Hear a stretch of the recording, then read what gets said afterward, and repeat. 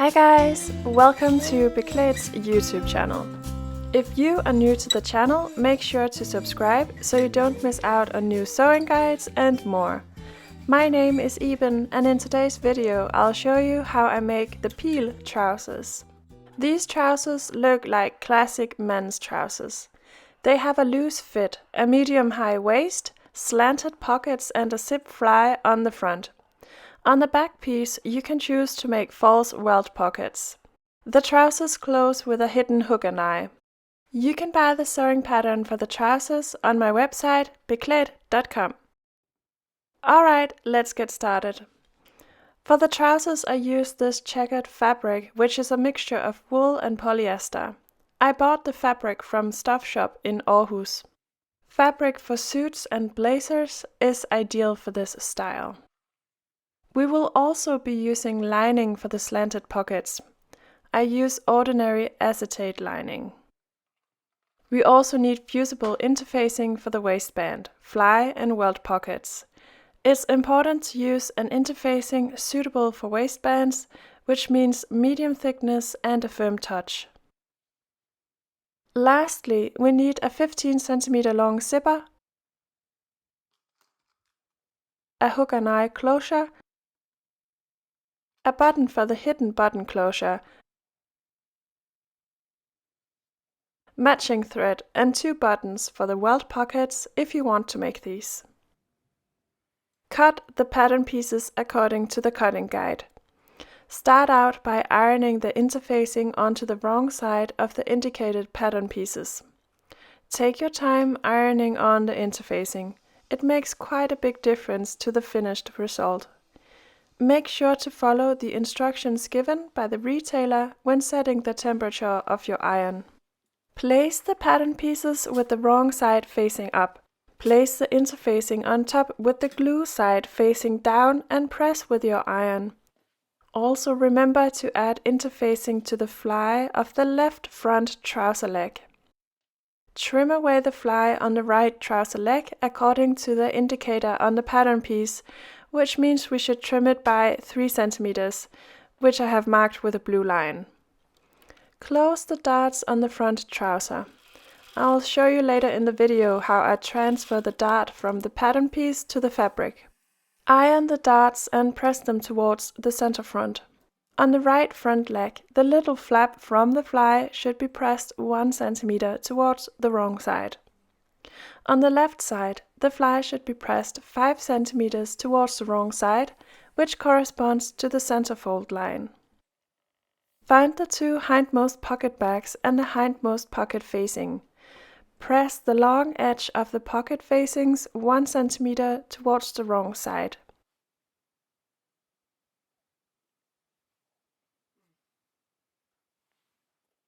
Do the same on the foremost pocket facings.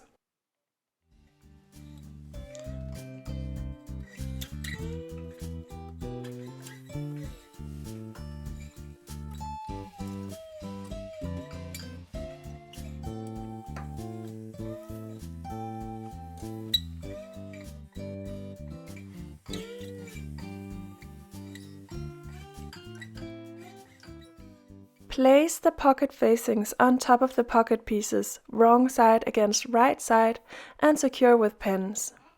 From the right side, stitch the facings to the pocket pieces a couple of millimeters from the edge.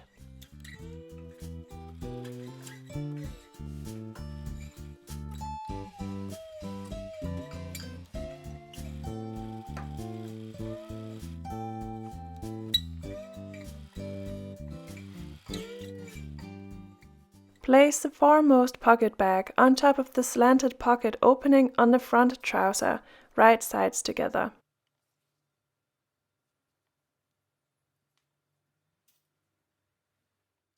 Stitch 1 cm from the edge.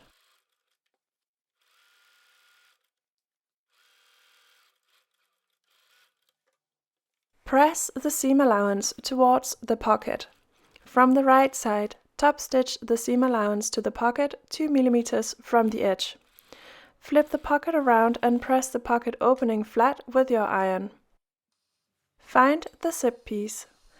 Fold it along the middle, lengthwise, wrong sides together, and press the edge. Finish the 3 raw edges with an overlock or zigzag stitch. Place the zip on top of the zip piece so the zip is aligned with the long stitched edge. Attach it with pins.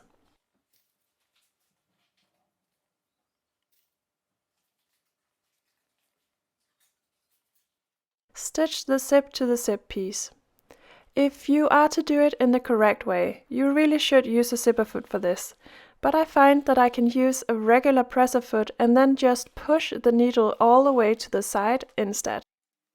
Place the zip piece under the right front leg so the 2 pieces are overlapping by 1 cm.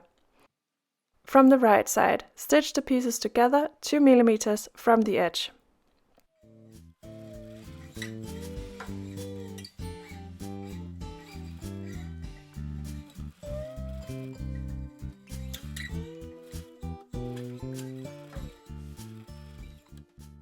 Place the 2 front legs on top of each other, right sides together.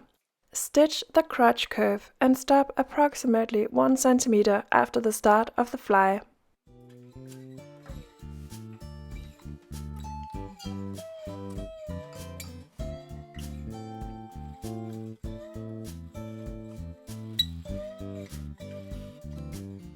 Find the notch on the back pocket facing.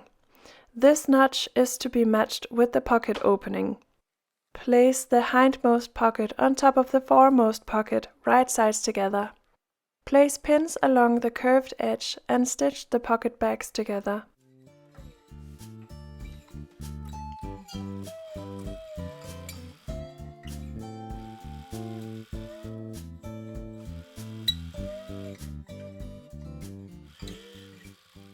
Finish the raw edge with an overlock or zigzag. Place pins along the top and side edge of the pocket and stitch the pocket to the trousers 5 mm from the edge.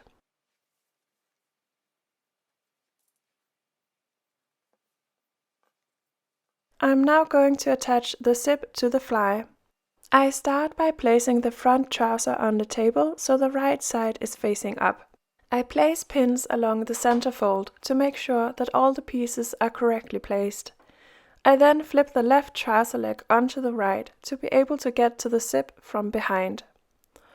I attach the left side of the zip to the fly with pins and then I stitch the zip in place.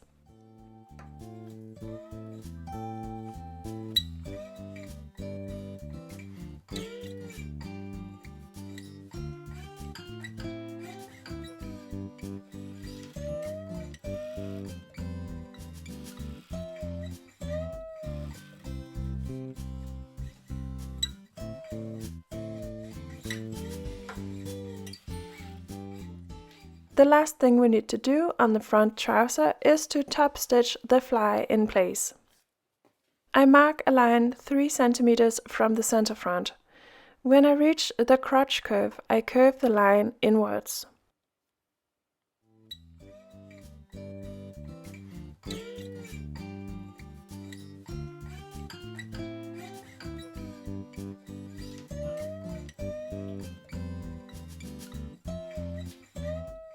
Open the zip and top stitch the fly from the right side. Stop stitching around the point where the line starts to curve. Start a new seam from the same point, but this time we need to stitch through all the layers, also the zip piece on the bottom.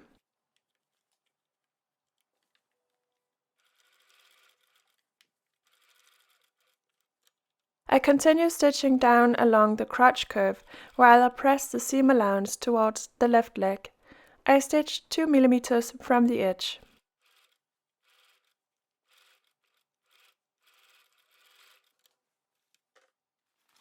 We are now going to work with the back legs.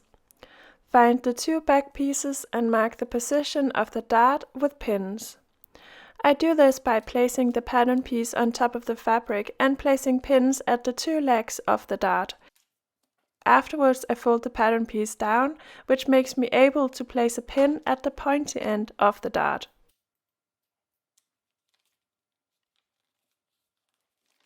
Place the 2 pins on top of each other so the fabric shapes a cone. Push the pin from the pointy end through both layers.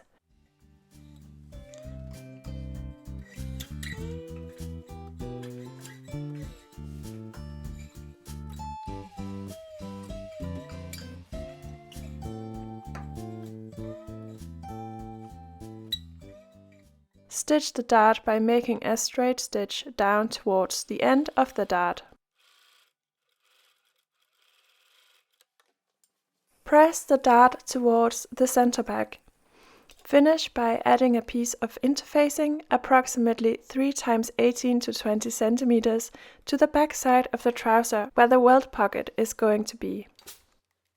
If you haven't tried making welt pockets before, I recommend practicing on a piece of scrap fabric before doing it on the actual trouser. From the right side, I mark the position of the welt pocket with tailor's chalk. Start by making a line that lays perpendicular to the dart.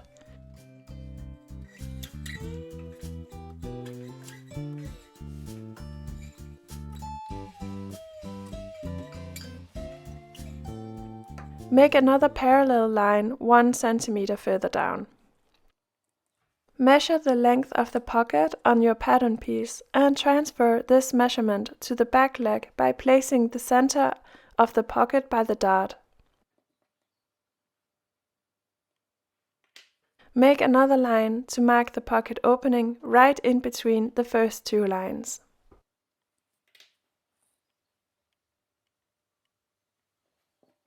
Find the 2 welt pocket pieces and cut them in half lengthwise.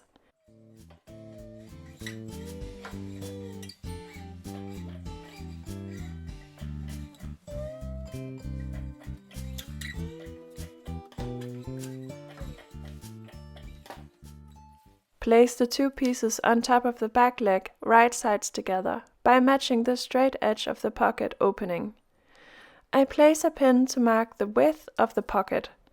It's important that these pins are placed as exact mirror images.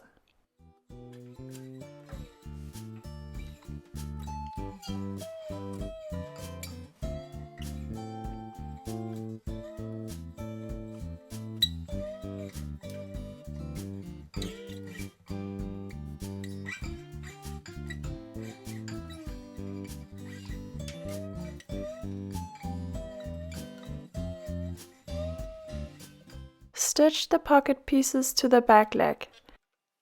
Stitch 5 mm from the pocket opening. I use my presser foot as my seam guide, even though it is slightly wider, but it doesn't matter too much.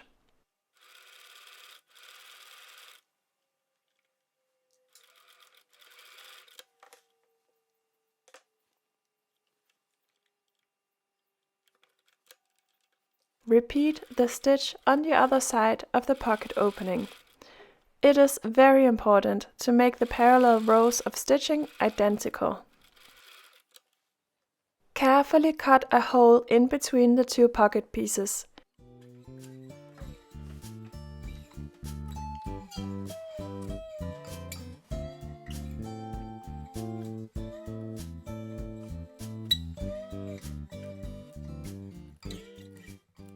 Stop 1 cm before the rows of stitching ends.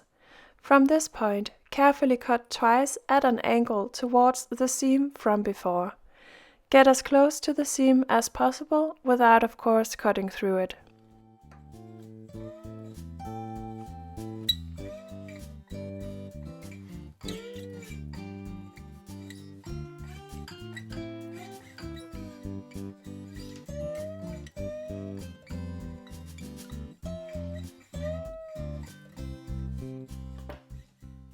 Fold the 2 pocket pieces around and iron all around the edges to get a perfect rectangular hole.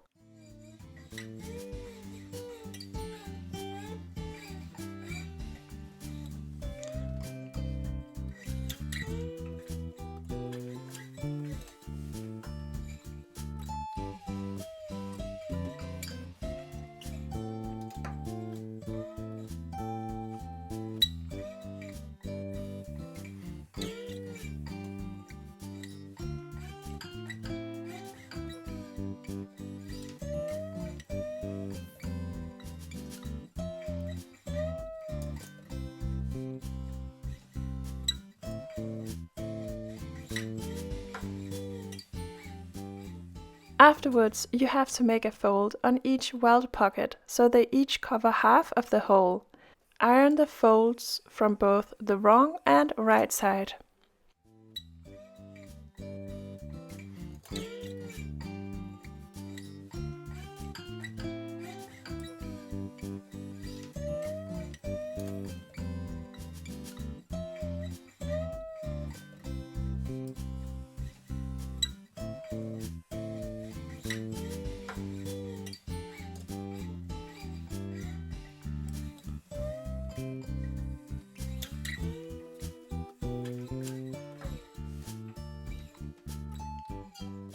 The little triangle we created when cutting open the pocket has to be stitched to the folds.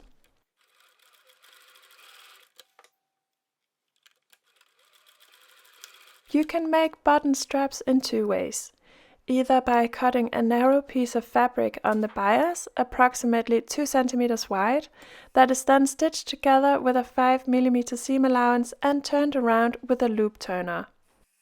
Or you can cut a piece of fabric approximately 2 cm wide along the grain line and then press it into a ribbon by folding the sides halfway towards the middle and then folding the ribbon in half along the middle. I use the latter method in this video. I stitched the strap together as close to the edge as possible. I fold the strap 2 times around itself and pass it under the upper pocket opening. The length of the strap should be adjusted according to the size of your button. Secure the straps with pins. Turn the back trouser leg around so the wrong side is facing up and place the pocket facing on top of the pocket. Secure with pins. It doesn't matter if the pieces do not align 100%, as you cannot see it from the right side. From the right side, stitch all the layers together by making a straight stitch all around the pocket opening 2 mm from the edge.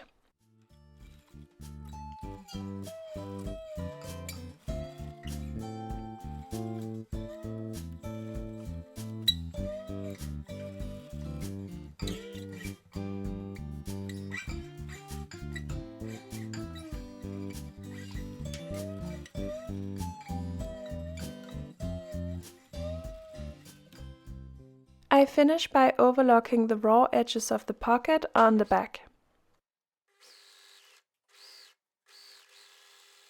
Join the 2 back legs by the center back.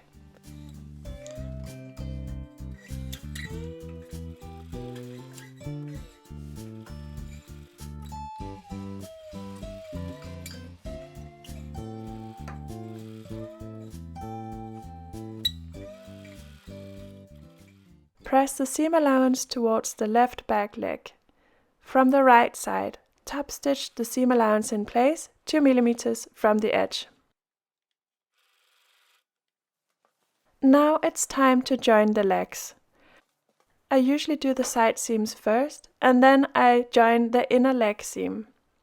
But you can also stitch each leg together separately and then join the 2 legs by the center front and center back seam. You can choose the method you prefer. In my view, the 2 methods give the same result. As you can see, I place the front and back leg on top of each other, right sides together, while I place pins at the top and bottom of the leg, after which I place pins at the center. Stitch the side seam.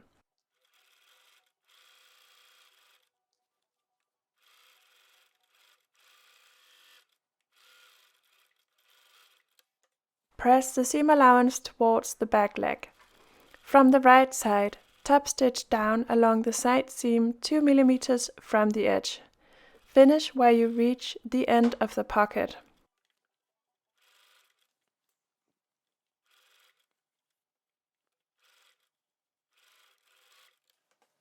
Finish the inner leg seam.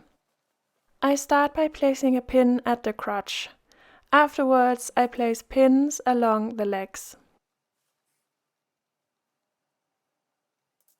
Stitch the legs together. Be careful when you reach the crotch point, as we need to maintain the shape of the back crotch curve, even though it has a pointy shape. Now it's time to make the waistband. Place the waistband pieces flat on the table. Place the short and long front waistband pieces on top of the back waistband, so the side seams match each other, right sides together. The two piles should be mirror images of each other.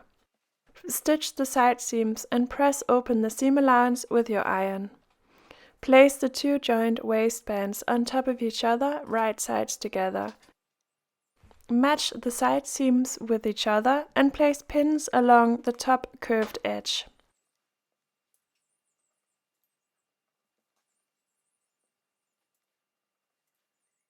Stitch the waistband together by starting at one end. Continue stitching all along the curved edge and finish by doing the other short side.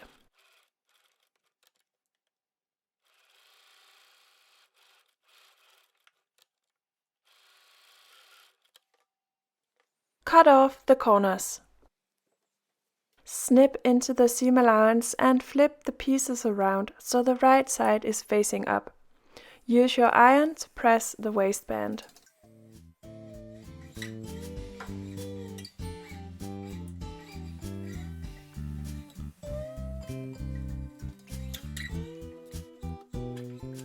The last thing we need to do on the waistband is to press the bottom edge on the side that sits next to the body 1 cm towards the wrong side. The short waistband front is for the left leg, while the long waistband front is for the right leg. When you know this, you can find the side that faces the body. The edge of the waistband that is unfolded should be attached to the top of the trouser, right sides together.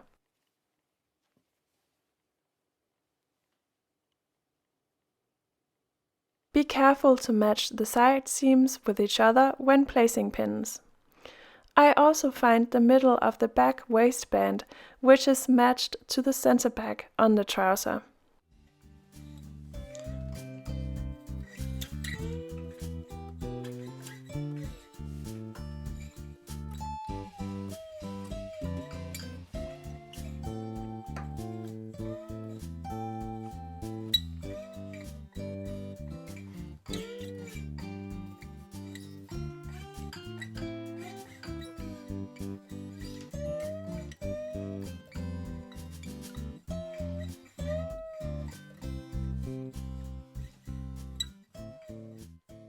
Stitch the waistband to the trouser all around the waist.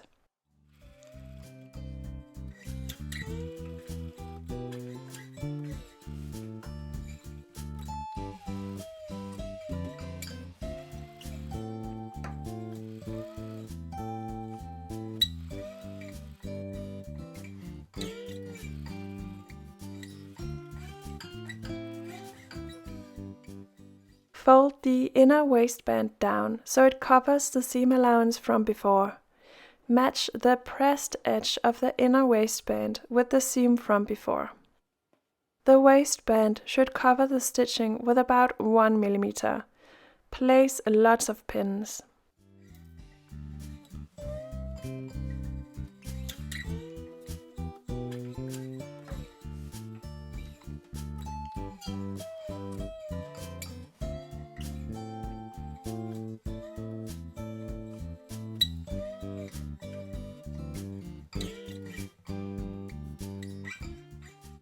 From the right side, stitch the waistband in place by stitching in the ditch between the waist and trouser. Make sure to catch the inner waistband through the trouser. I use my fingers to feel where the waistband is. This also makes me able to adjust the layers as I go. Stitch in a slow tempo to maintain control as you join the layers. If you find it too difficult to stitch in the ditch, you can attach the waistband by stitching on the waistband itself a couple of millimeters from the edge. The belt loops are made from a piece of fabric approximately 4 × 50 centimeters. Press the two long sides towards the middle and fold the belt loop in half afterwards and press again.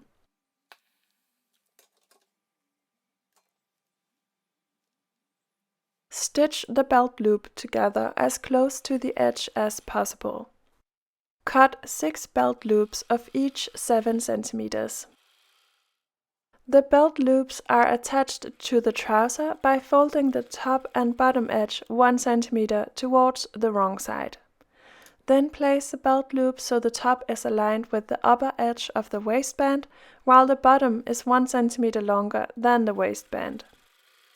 Place a belt loop by the dart on each front leg and make a narrow zigzag at the top and bottom. Place the rest of the belt loops like this. 1 belt loop on each side of the back trouser 2 cm from the side seam and 2 belt loops by the center back, each 1 cm from center back.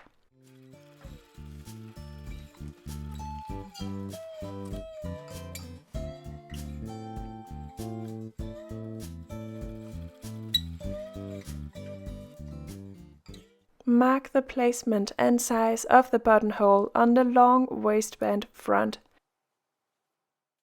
Make the buttonhole.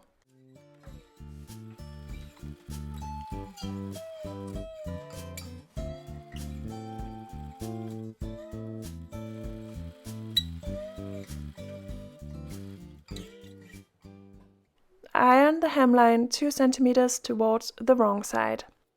Then fold it yet another 2 cm towards the wrong side and press again. Stitch the hem in place from the right side.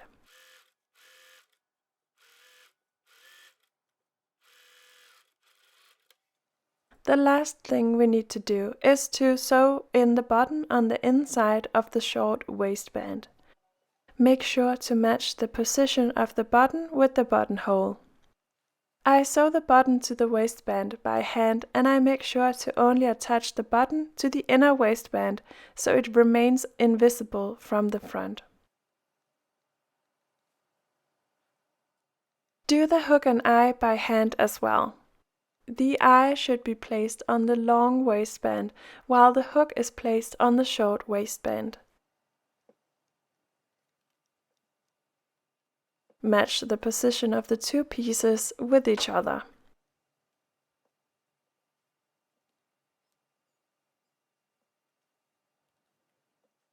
Finish by attaching the two buttons to the back welt pockets.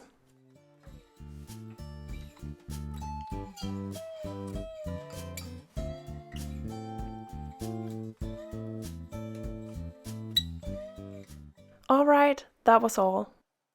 The trousers are now ready to be worn, and I hope you'll get lots of good times wearing these stylish trousers. Remember that you can find all my sewing patterns on my website, Beklaedt.com. Remember to subscribe to my YouTube channel so you'd never miss out on new video tutorials, tips and tricks, and much more.